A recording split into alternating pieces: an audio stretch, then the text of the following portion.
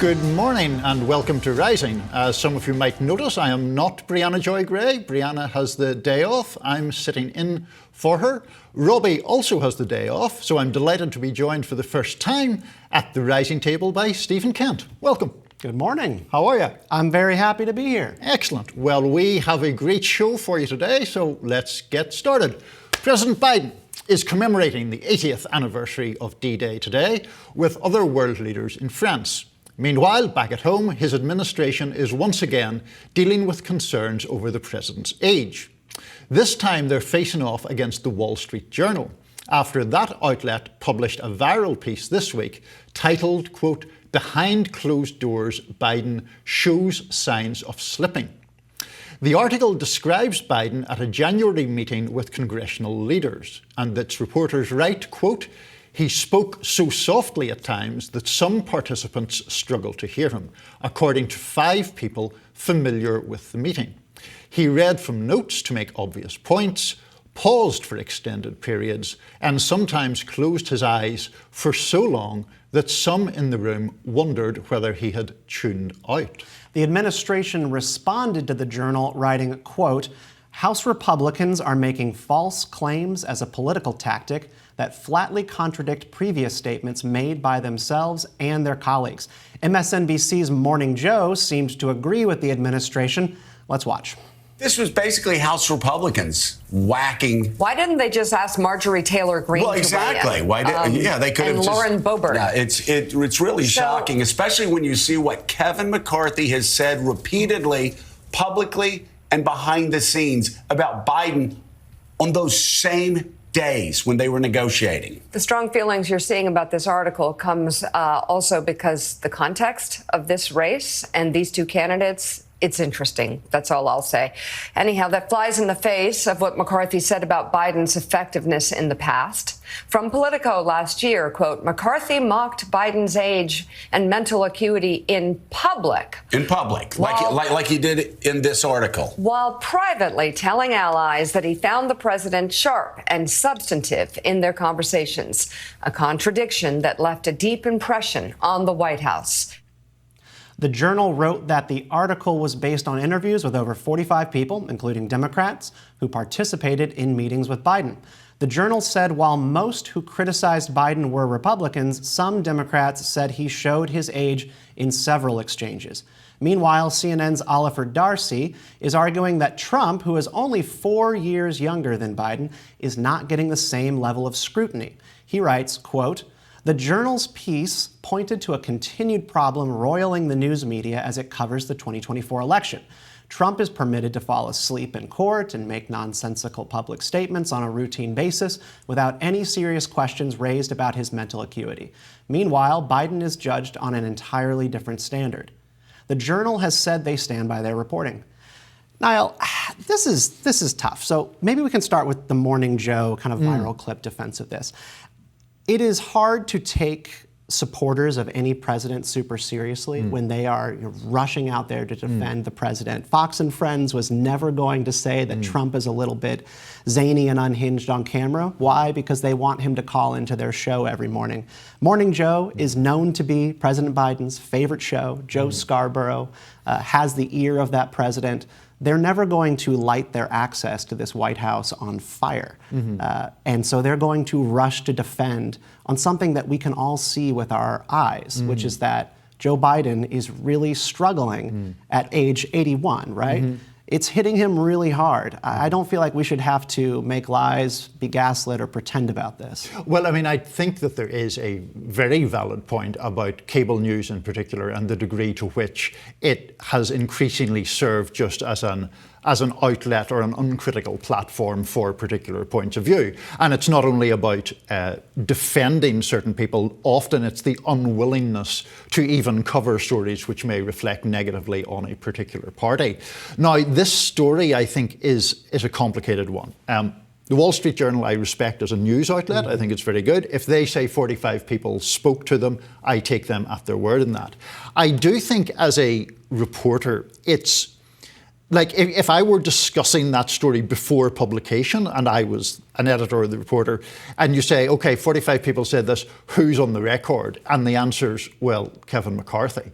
I wouldn't be thrilled about that, because then you have only a very obvious ideological and political foe of the president as the sole person on the record saying this. And the fascinating thing about McCarthy's sort of about face on this is that the times when Kevin McCarthy was in public lambasting the president's acuity, his sharpness, his age, he was still Speaker of the House. This was before his ousting.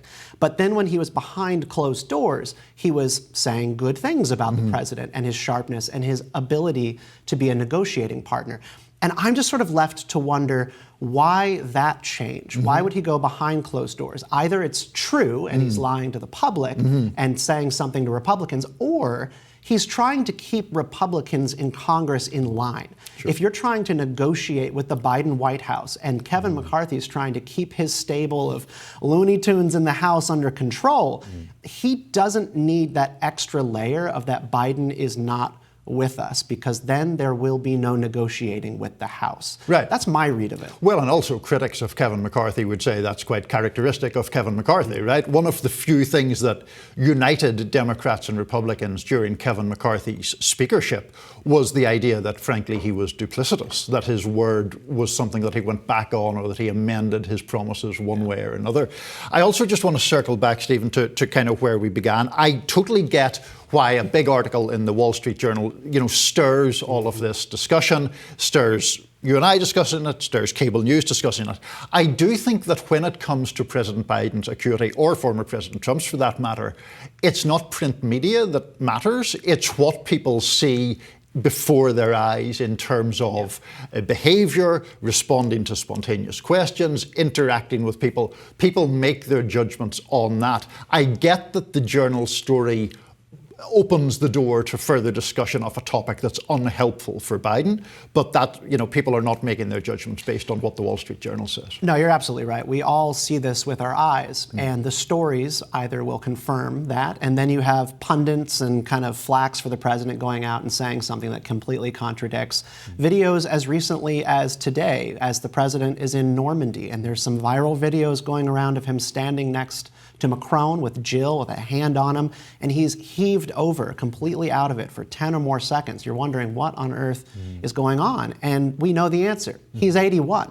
And the thing about going to Donald Trump and saying, oh, well, he fell asleep in court. Okay, one, maybe he was really stinking bored. That's one. So that's a very generous interpretation.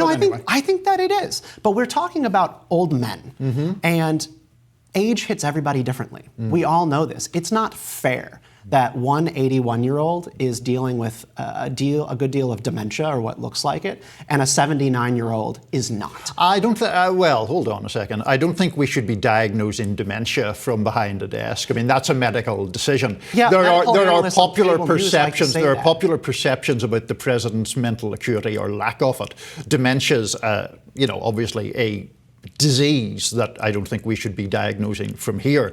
I do think that Trump weirdly gets a pass because he always says such bizarre things. Yes. So therefore, him saying new bizarre things is seen as well, that's Trump being Trump. There was the time quite recently when he appeared to confuse Nancy Pelosi and Nikki Haley repeatedly in a speech. Had Biden done that, I think that would have been a bigger story than it was. And I do think there's an inequality there. The thing that was fascinating about that Trump confusion on Nikki Haley and Nancy Pelosi is he went on for minutes without correcting it. Right. He said it again and again and again. Right. But I want to go back again to the element of that. This story is very sad. I don't like taking pot shots at the president over his lack of acuity and sharpness in dealing with this job. This man has been going after the White House since the 1980s. I believe he ran first before I was even born in 1988. And he finally gets it. He gets into the White House, the Oval Office is finally won, and immediately you just see the decline. You can see it with your eyes. And it's not a fair thing, but it is a thing that we can all see. I'm not in favor necessarily of making medical diagnoses at the table here, but look, we all have family members, we have relatives who have gone through these things. So people know what this looks like. So doctors can go on television in the White House Doctors can go on and say that they don't need to give him any sort of evaluation on his mental sharpness.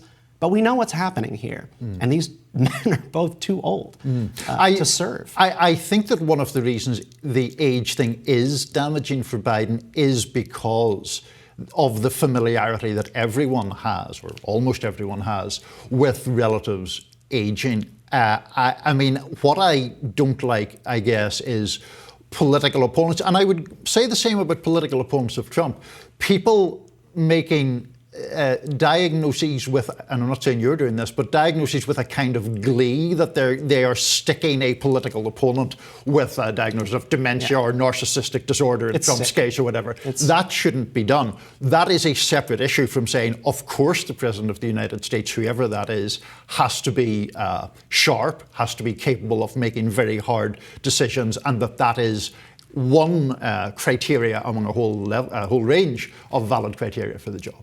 Yeah, I mean, the conversations that are had in the Wall Street Journal where you're talking about him sitting through meetings on Ukraine funding, House funding, emergency after emergency, you know, reading off of note cards to offer people's names, to remember his negotiating position that he's taking, it leaves people wondering who they're really negotiating with in this White House. I wish Joe Biden nothing but the best, but something is wrong here. And Joe Scarborough and Morning Joe, they're not doing him or themselves any favors by not being honest about what we can see. Sure. Jon Stewart, though, he got it right. Do you remember that clip where Jon Stewart was going after all of the president's spokespeople for saying that he was virile and sharp and all this kind of stuff? And he was like, do you have any video of that? Right. Anything? Right. And they don't. Those videos are not there. No, and that is a problem. But of course, it'll be up to the voters to decide in November, and we'll see what they have to say about it. More Rising to come after this.